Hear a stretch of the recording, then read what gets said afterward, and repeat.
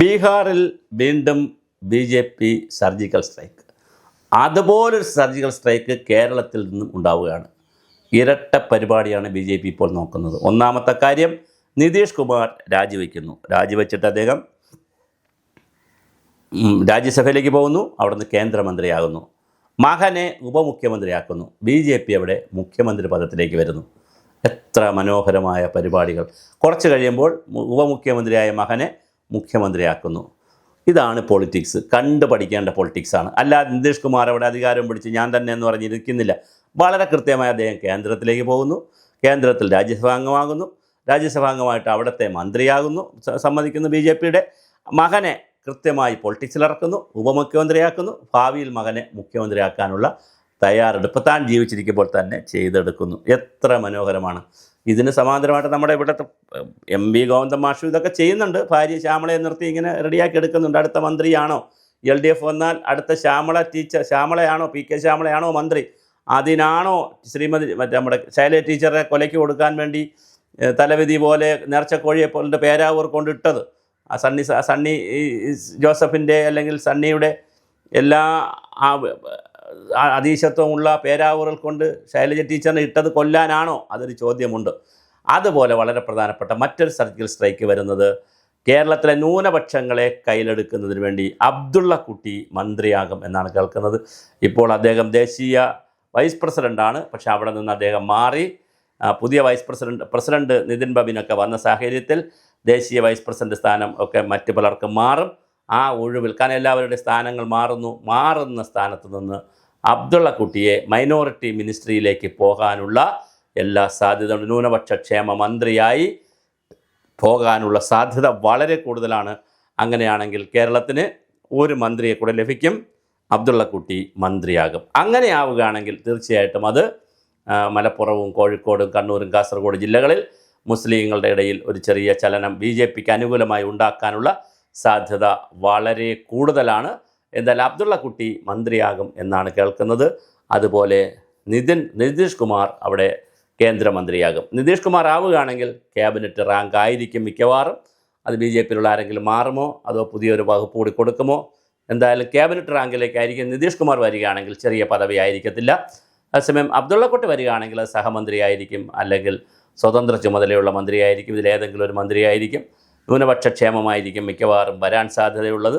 എന്തായാലും അബ്ദുള്ള കുട്ടിയും കേന്ദ്രത്തിൽ മന്ത്രിയാകാനുള്ള സാധ്യത വളരെ കൂടുതലാണ്. ഇവിടെ RSSകാർ അത് സമ്മതിച്ചിട്ടുണ്ട്. രാജീവ് ചന്ദ്രശേഖറുമായി ആശയവിനിമയം നടന്നു കഴിഞ്ഞു. തീർച്ചയായിട്ടും വലിയ അത്ഭുതങ്ങളാണ്, വിസ്മയങ്ങളാണ് ഓരോ ദിവസവും രാജീവ് ചന്ദ്രശേഖരൻ്റെ നേതൃത്വത്തിൽ B.J.P. ചെയ്തുകൊണ്ടിരിക്കുന്നത്. കഴിഞ്ഞ ദിവസമാണ് ട്രാൻസ്ജെൻഡേഴ്സിൽപ്പെട്ട 13ഓളം ആളുകൾ, 13 വനിതകൾ, ട്രാൻസ്ജെൻഡർമാരായിട്ടുള്ള വനിതകൾ, 13 പേർ, വനിതകൾ എന്നല്ല, ട്രാൻസ്ജെൻഡറിൽപ്പെട്ട 13 പേർ B.J.P.യിൽ മെമ്പർഷിപ്പ് എടുത്തത്. അപ്പോൾ B.J.P.യിൽ ദിവസവും ഒരുപാട് ആളുകൾ അങ്ങോട്ടും ഇങ്ങോട്ടും മെമ്പർഷിപ്പ് എടുക്കുന്നു. മറ്റ് പാർട്ടികളിലേക്കൊക്കെ പോകുന്നുണ്ട്. അപ്പോൾ സുധാകരനെ P.K. കൃഷ്ണദാസ് ഇപ്പോൾ ക്ഷണിച്ചിട്ടുണ്ട്. കൃഷ്ണദാസ് പറഞ്ഞു സുധാകരൻ മാന്യനാണ്, അദ്ദേഹം സത്യസന്ധനാണ്, അഴിമതി വിരുദ്ധനാണ്, അതുകൊണ്ട് B.J.P.യിൽ വരുന്നത് നന്നായിരിക്കുമെന്ന് പറഞ്ഞിട്ടുണ്ട്. സുധാകരൻ മനസ്സ് തുറന്നിട്ടില്ല. സുധാകരൻ ഇന്ന് തുറക്കുമെന്നാണ് പറയുന്നത്. ഇതിനിടയിൽ M.V. ഗോവിന്ദൻ മാഷ് സുധാകരനെ വിളിച്ച് പാച്ചപ്പ് ചെയ്തിട്ടുണ്ട്. ഒരു സോപ്പിടൽ നടന്നിട്ടുണ്ട്. അതിൽ സുധാകരൻ അടങ്ങുമോ എന്നറിയില്ല. അഥവാ അടങ്ങി പാർട്ടി മെമ്പർഷിപ്പ് പുതുക്കുമോ അതോ പുതുക്കാതിരിക്കുമോ? പുതുക്കാതിരുന്നാൽ B.J.P.യിലേക്ക് ക്ഷണിച്ചതിൻ്റെ ക്ഷണം സ്വീകരിക്കുമോ?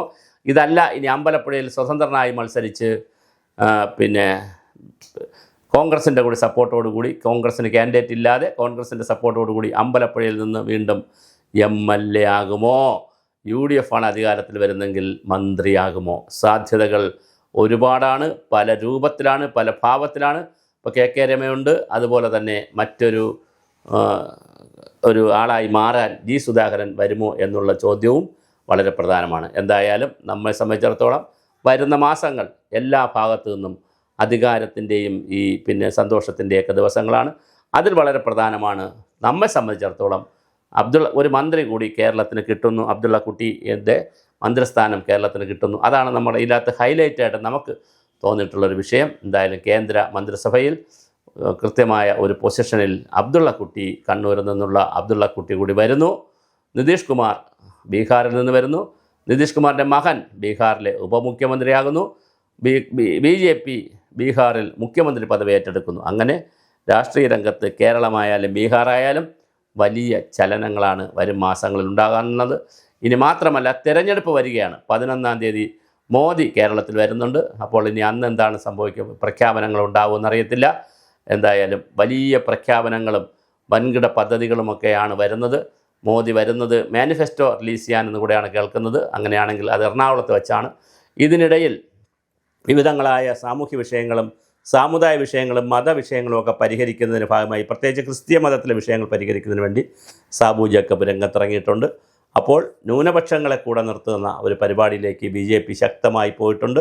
അതിൽ ക്രിസ്ത്യാനികളെ, സാബു ജേക്കബിനെയും അതുപോലെ തന്നെ ജോർജ് കുര്യൻ പോലുള്ള ആളുകളെ വെച്ചുകൊണ്ട് ക്രിസ്ത്യാനികളെ കൊണ്ടുവരുന്നതിനും അബ്ദുള്ള കുട്ടിയെ ഉപയോഗിച്ചുകൊണ്ട് മുസ്ലിം കമ്മ്യൂണിറ്റിയിലുള്ള ആളുകളെ കൊണ്ടുവരുന്നതിനുള്ള ചടുലമായ പ്രവർത്തനങ്ങളാണ് നടക്കുന്നത്. ഇനി അസംബ്ലി തെരഞ്ഞെടുപ്പിന് മലപ്പുറത്തു നിന്ന് ഏതെങ്കിലും മുസ്ലിം മത്സരിക്കുമോ എന്നുള്ള കാര്യവും നമുക്കറിയേണ്ടതുണ്ട്. ഞാൻ ഈ വീഡിയോ ചെയ്യുന്നതിന് ഒരു കാരണം കൂടെയുണ്ട്. നേരത്തെ ഇന്ത്യയിൽ എന്തുകൊണ്ട് മുസ്ലിം മന്ത്രിമാർ വരുന്നില്ല എന്നൊരു ചോദ്യം നമ്മളൊരു വീഡിയോയിൽ ചെയ്തിരുന്നു. അത് അത്യാവശ്യം റീച്ചായൊരു വീഡിയോ ആണ്. ഇപ്പോഴിതാ ഒരു ഉത്തരം കൂടി വന്നിരിക്കുന്നു. അബ്ദുള്ള കുട്ടി കേന്ദ്ര മന്ത്രിയാകുന്നു. അങ്ങനെയാണെങ്കിൽ മൈനോറിറ്റി വിഭാഗത്തിൽ നിന്ന് പ്രത്യേകിച്ച് മുസ്ലിം വിഭാഗത്തിൽ നിന്ന് ശക്തനായ ഒരു മന്ത്രി കേന്ദ്രത്തിൽ വരുന്നു. അത് ഇന്ത്യൻ മുസ്ലിങ്ങൾക്കും കേരളത്തിലെ മുസ്ലിങ്ങൾക്കും പുതിയൊരു മെസ്സേജ് ആയിരിക്കും മോദി ഗവൺമെൻറ് കൊടുക്കുന്നത്.